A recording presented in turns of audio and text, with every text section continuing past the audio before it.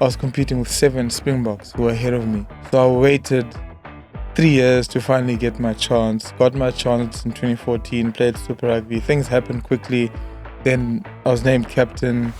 Do you think your situation is bad? Go to ICU. Have a look at those people. Go back to your bed. Then ask yourself, is your situation really that bad? There's people fighting for their lives. I had 7 knee ops in 4 years. For me, those were a blessing, on the mental side and looking after my life after rugby. Time wasted never returns. So in whatever you do, go for it, man. What have you got to lose?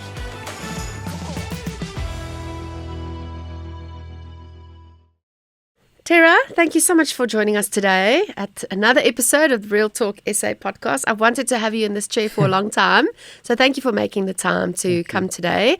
You don't need an introduction, but I'm going to give you one anyway. So I know a lot of people know who you are.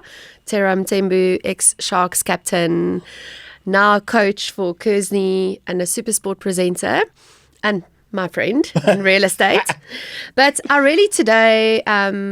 my episodes and the filming that we're doing for this season or series is about success in business, people's success stories, and where it all started. So I wanted to know, we're talking about from the field to the next chapter. Most of people know you for your rugby career, but take us back a little bit. How did that journey begin for you? Thanks for that intro. So I'm from the Eastern Cape. Grew up in the Eastern Cape in King Williamstown. Went to a very, very, very, very, very good school, Dell Junior and Dell College. And my first love was actually cricket.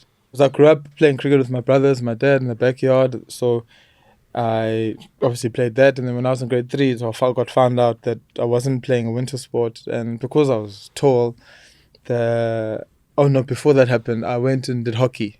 Went for hockey trials. I think I made the E team.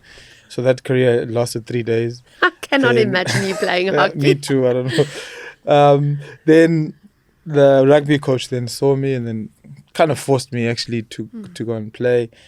We got to trials, made the trials, got into the A team. We played one of our top schools or rivals, Selborne College. I think we won that game. And then I got dropped to the C team immediately after that. Then I played on throughout that season and then went through an 11, 12, 13, ended up working myself back into the A team. Somehow I just got better the more I played. But I had to make a decision. I think when I was 18 years old, things were really going well for me on the cricket side. I was in the top 5 bowlers in South Africa at the time, and then came to the Kearsney Festival for the very first one. And I got to play at the tournament there. That's how I got into the Sharks, but they actually offered a bursary to the Sharks Academy for the following year, but I was still in grade 11, so they gave it to someone else. And then went to the festival again the following year, and then went to the Sharks, and I spent a couple of years with the Sharks. And that's so amazing. Cool. I mean, I've known you for a few years. I didn't even know that story, but that's amazing. And I mean, you obviously grew a strong passion for rugby and being on the field. What would you say when you were playing at your peak? Did you ever think about what life would look like after rugby? There was a focus of it, but then once you're at your peak, you sort of focus on the next thing in what is going on now, and then not too much after playing. But I had 7 knee ops in 4 years. So for me, those were a blessing, because I remember in 2014, 15, when I bought my first property, I spent a lot of time with the doctor, and we became very good friends. His name was Alan Curry, and that's where we'd have these conversations of life after rugby, starting to plan now, looking after the financial side. And that's sort of how I fell in love with, real estate or property. I bought my first one through him in Zimbabwe. And that's how I got into, in properties, or falling in love, and having a property portfolio was through my injuries, which were a blessing. And then obviously try to educate myself as much as I can, especially towards the end. And that's how I transitioned into becoming an agent. I mean, 7 knee ops, that's a lot. Were you quite sad about it as well. I mean, of course, you've just built this really good rugby career and you were enjoying what you were doing. Were you also quite sad that it had to come to an end because of injuries? I mean, that must have been something to also come to terms with. It's not an easy thing, I'm sure. No, it's just devastating because came through, through the juniors. Once I got into the Sharks squad, I was competing with 7 Springboks who were ahead of me. So I waited 3 years to finally get my chance. Got my chance in 2014, played Super Rugby. Things happened quickly. Then I was named captain. Then it was Super Rugby the first season in 2015. That's when I got my first knee op. Came back probably a bit early. Then did my knee again. Then so I made it in time for preseason. How the season worked back then was in December, and then you get Christmas, you go home. The last day of preseason, the last movement, I did my knee again. So then I couldn't go home because I couldn't travel because I just had a scope. And then I spent, Christmas and New Year's here by myself. But I had a good friend of mine, Nick Farrer, on the 30th, I remember this clearly, on the 30th of December 2015, he invited me for dinner. So I went to his house, and his mom, who obviously looked after me, who I'd met when I was 13 years old, she was worried about my knee because standard procedure, go to his house, get ice, lie on the couch, be a kick, treat me like a king. And then she just kept nagging on, like, what's wrong with your knee? Then I went to the GP. Man, the quickest $500 I'd ever made because I spent 3 minutes because she saw it, said, go to the hospital.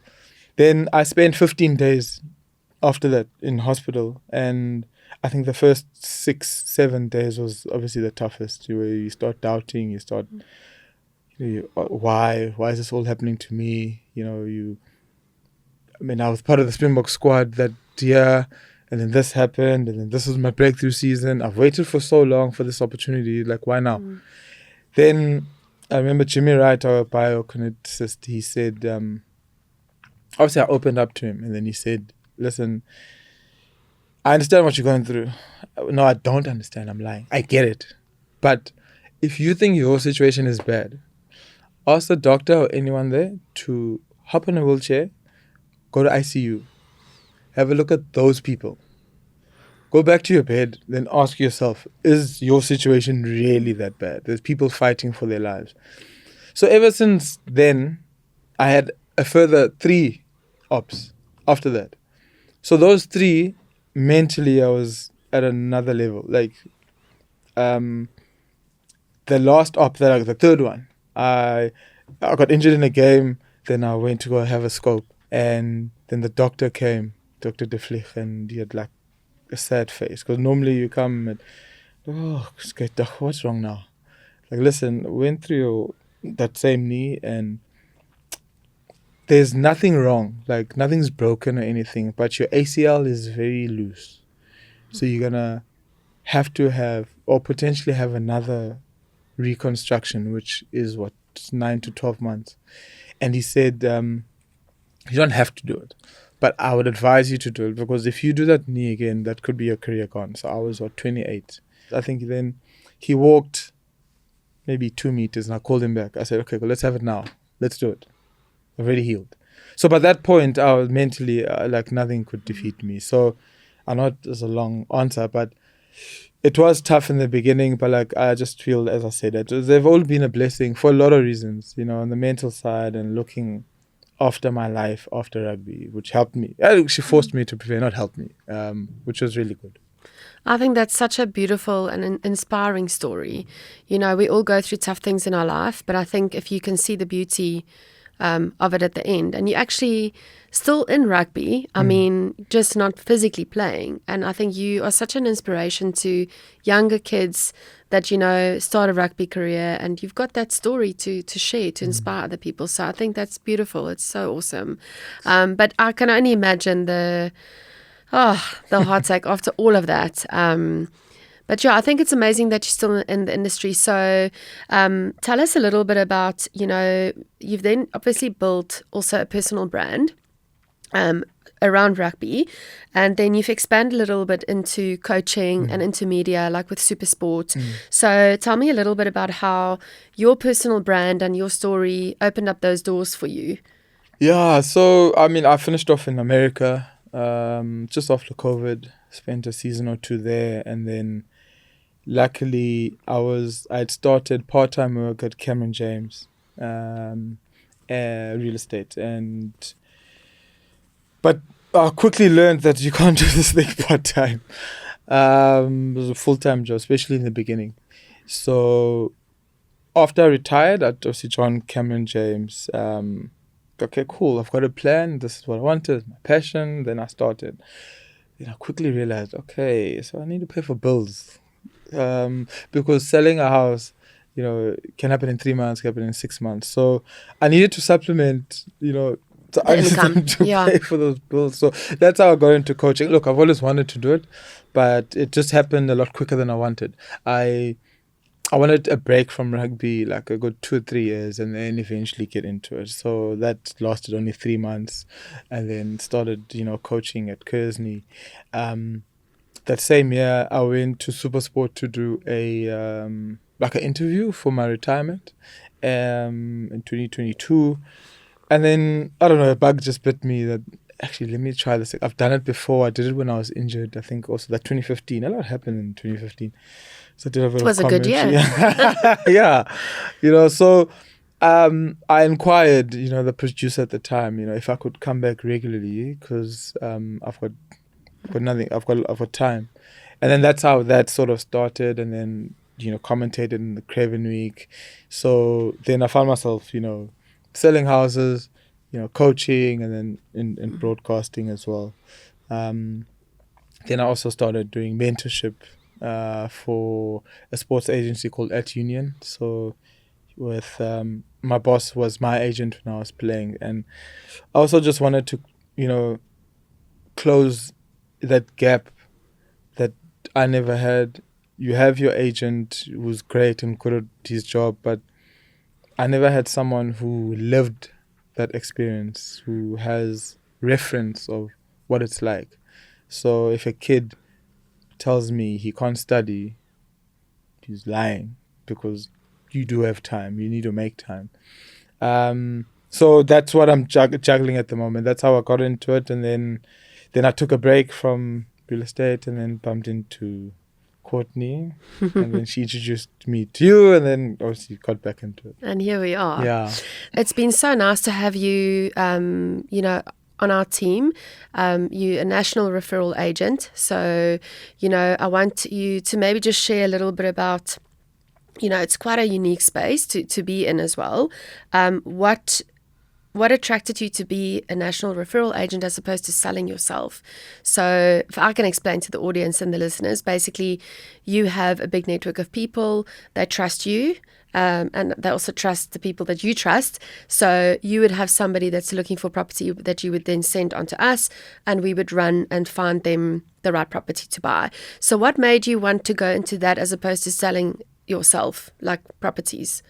It's tough.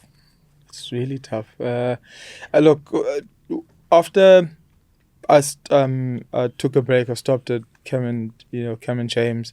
Then I went to the mentorship and coaching and all that stuff. And I got a lot of, afterwards, with a bit of work, which I was bad at the time in terms of spreading the word and actually using my network, which I didn't use as best as I should have.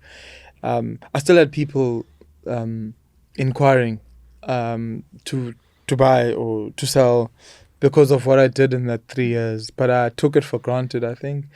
And with the amount of people or network that I have who keep inquiring and asking me, that sort of brought back that bug again to get involved. Maybe, yes, I don't sell physically, but I work with a great team, of course. So it's just, I want to help. I know guys. I mean, I've got stories. I mean, I bought a flat with my cousin in PE, which I have not seen till this day, which was a bad investment. Now, for these younger guys coming through, I don't want them to make the same mistakes as well, as I did. If you have a great team and we'll obviously help them, buy close to, if not the perfect house that they want, or flat, or starting off. So with what I'd built and people trusting me and trusting my opinion, I just saw an opportunity to try and help my network of guys that I hang around with or used to play with, to get them their dream homes, or start off and not make the same mistakes I did. And it's quite rewarding. I mean, we worked on a project together for your friend, that's the dentist in Santon. And that was such a cool project. I mean, we also worked closely with another estate agency who had the stock. But I think what was so nice for me about that is it was your contact that we worked on together, and we sourced the property for her that she wanted. And then she obviously came to Durban to see it, and it now is run as a successful Airbnb, and she gets to use it when she comes to Durban. And I love that story, and I know there's going to be many more of those. But it's true, when you work well together as a team, which I know that we do, I think that's awesome. Yeah. So how would you say, just to inspire somebody who's maybe listening to this thinking, listen, I've got a big network of people, but I'm not a natural salesperson. Like, what would you say to them, about maybe getting into something like this, a referral agent for an agency, and how they can then use their network to kind of get into that space? I think the first thing is to understand your product. A mistake that I made, I got into real estate and I didn't quite understand, and I had to learn on the job. I mean, there's obviously that way, but in anything that you want to get into, I think you need to have a good understanding. If now I have to go, do a viewing, I'm more than comfortable doing it because I understand what I'm talking about. When in the beginning, my mentor at the time, I used to make her come with me because I was nervous. And you're nervous because you know what you're talking about.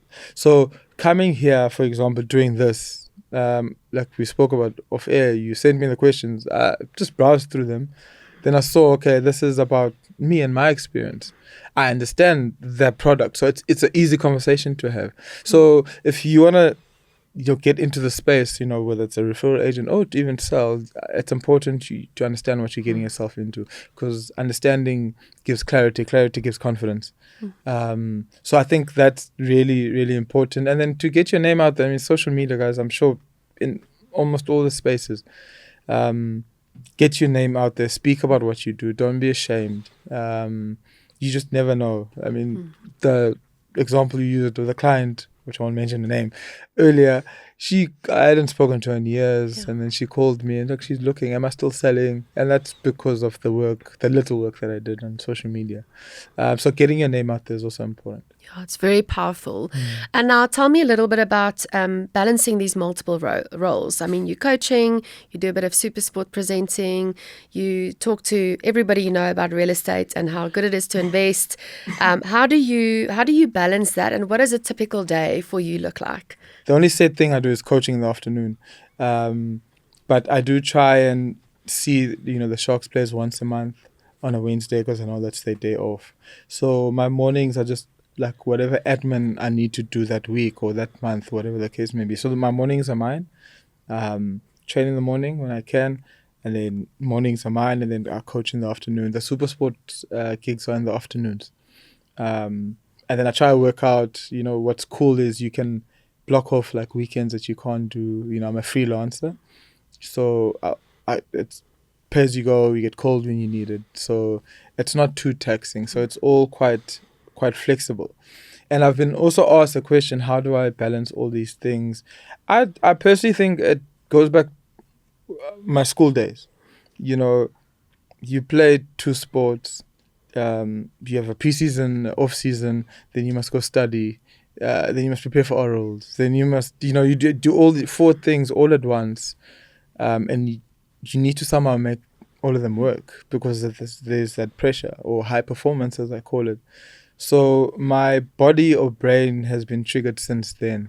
So being comfortable being with SuperSport, being with Acutts, coaching at Kersney, doing the mentorship, I've done it before without even thinking back then. So would you say that the habits and disciplines from your rugby career also have carried over into how you manage your time now? Oh, definitely. I think one of the values you learn is discipline and being punctual. I was a little bit late today, but that's fine. You're never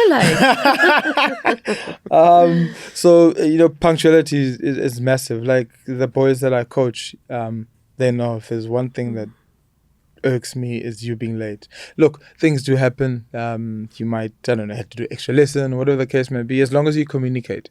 It's also just a respect thing as well. Fortunately or unfortunately, I never got everything I wanted growing up, which not my parents' fault, which I love them to bits. They did the best they could, but that just taught me if I wanted something and I need, work hard for it, and don't be afraid to speak it into life. I used to tell my parents that I'm going to live in Australia. And the first country I went through with rugby was Australia. Yes, I didn't live there, but I think it's important you speak life into yourself. Into your own life. Yeah, it's important. And then you work hard for what you want. You're not guaranteed that you're going to get what you want, but I think your heart would be at peace that knowing you gave it your all and then maybe it just wasn't meant to be. Then just sitting back and expecting things to happen, then you're still disappointed. It doesn't make sense. An elite sport like rugby, for example, or what you've just spoken about, it requires a certain mindset, and I think that you've got that right mindset, which is part of why you're successful, juggling multiple, things in your life. So I wanted to just ask you, like, for anything else that you want to give as a takeaway, just as we come to a close, to the audience and the listeners, whether they are, inspired by your rugby career and they want to become a professional rugby player, or whether they want to be a TV presenter or, be in real estate. What would you say as a takeaway? What advice would you give to them? I think two things, something I've lived by since grade 10 is time wasted never returns. So in whatever you do, don't go for it, man. What have you got to lose? Have a go. If it's not for you, it's not for you. At least you gave it a full crack. I think your life or your heart will be at peace knowing that you gave it your all, and having this resilient mindset, where if you're in a team environment, if we're selling houses and you're spending 3 hours on cold calls, I'm gonna spend 9 hours.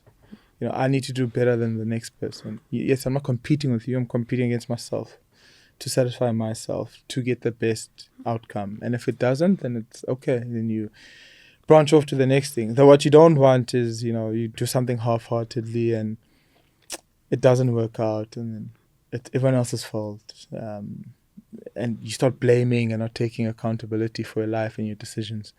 So go for it. Time wasted never returns. And if you do nothing about it, then you have no reason to complain. You have no right, actually. You don't deserve it because you did nothing about it. So go for it, whatever that is. Give it a full go. And maybe at the time when you do get disappointed, it won't make sense. But years down the line, you know that you gave it your all, and then that's all you want. Life's short. So powerful. I've taken away a lot from you today, especially go for it. I've just sat here thinking of 2 or 3 things that I could actually go for it. Just do it. Yeah. You've got nothing to lose. Yeah. So Tera, I know that you also go out to schools and businesses and do talks. Obviously, you're in the real estate environment as well. So if anybody wants to reach out to you, to perhaps come and talk at a school or find them a property to buy or sell their property, what would be the best way for them to reach out to you? Send a DM. A DM. Cool. We'll put those details in the comment box. Yes, I will. I'm very, I'm flexible. Like if social media, I've got I'm on X. I think it's at Tera Mtembu. They're all the same. On X, Instagram, and Facebook.